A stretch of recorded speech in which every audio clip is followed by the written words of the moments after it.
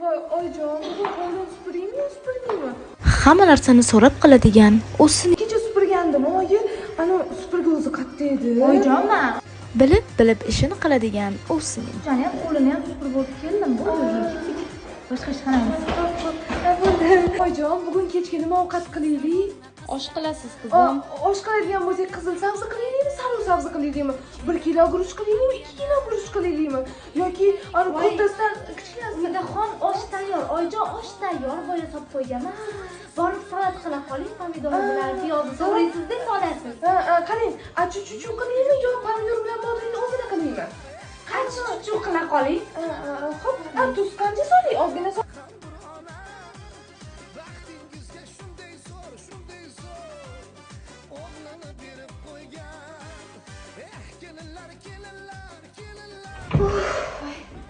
Zo'r bo'ldi.